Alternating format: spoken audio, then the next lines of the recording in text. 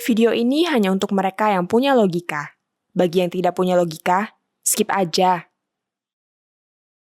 Anies Baswedan bikin kejutan.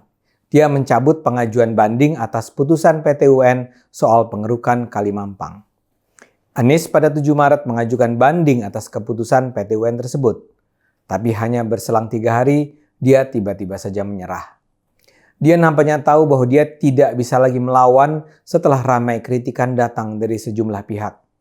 PSI dan PDIP jelas-jelas menyerang.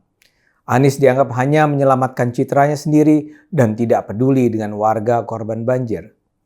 Tapi lebih dari itu, kritikan juga datang dari kawan seiring. Kecaman datang dari anggota DPRD asal Gerindra, Syarif. Syarif menyayangkan permohonan banding dari Pemprov DKI Jakarta terkait gugatan Koalisi Banjir 2021. Syarif mengaku sempat menyarankan Gubernur DKI Jakarta Anies Baswedan agar tidak mengajukan banding.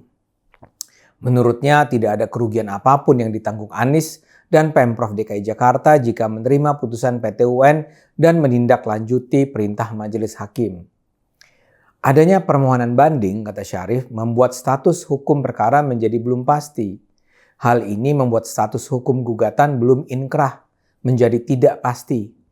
Dengan sebal Syarif bertanya, ini sebetulnya yang mau dicari apa?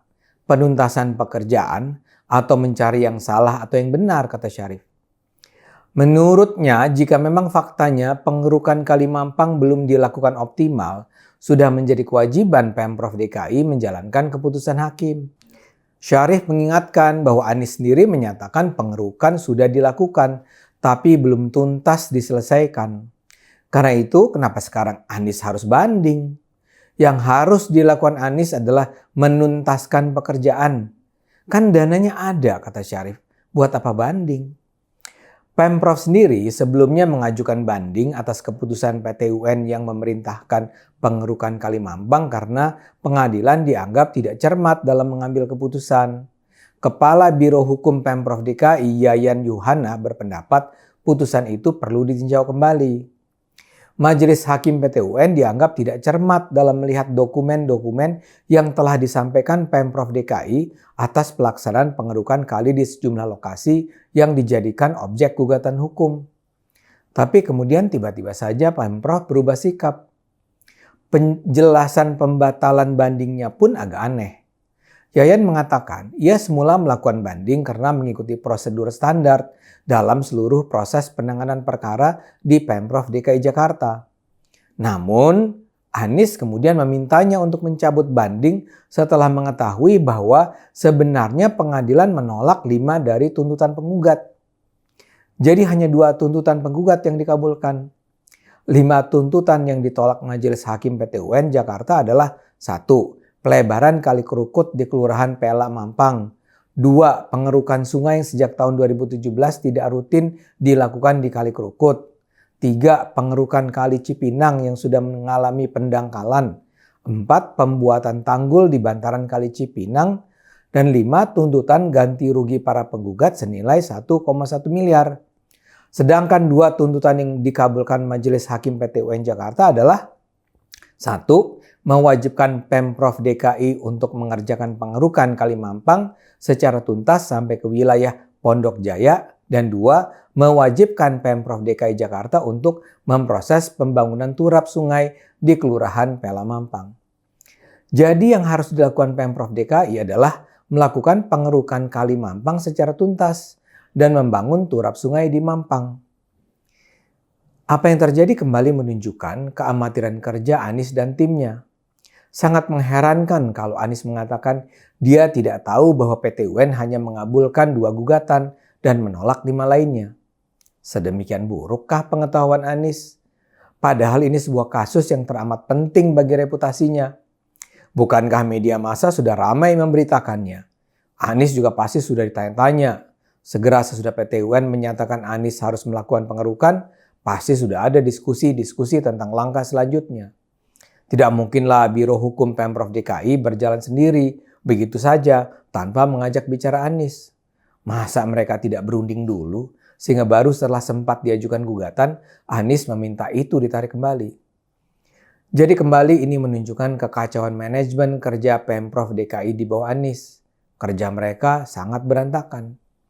Saya duga yang terjadi pada awalnya adalah mereka langsung saja merasa harus banding. Mereka tidak berpikir panjang. Pokoknya mereka harus banding karena merasa dipermalukan. Mereka tidak ingin terlihat kalah. Mereka mungkin panas karena takut akan jadi bahan olok-olok PSI misalnya. Mereka bahkan percaya bahwa mereka bisa memenangkan banding.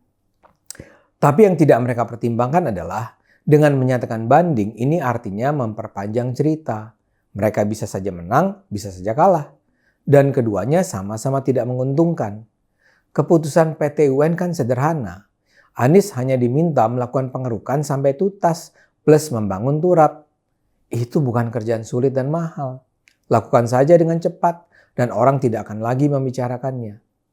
Justru kalau naik banding harus ada proses pengadilan lagi, ramai lagi diberitakan, ramai lagi dibicarakan.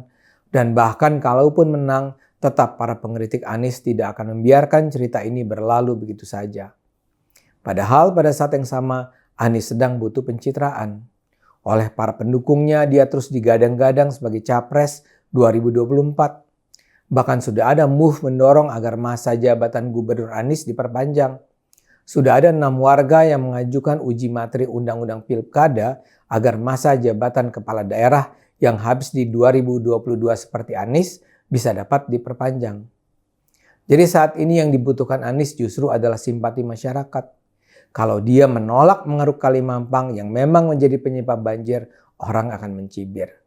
Karena itu Anies kali ini harus menyerah.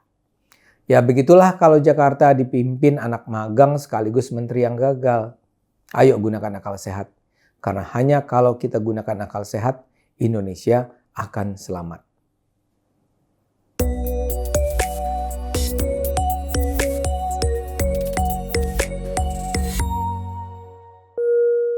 Video ini hanya untuk mereka yang punya logika. Bagi yang tidak punya logika, skip aja.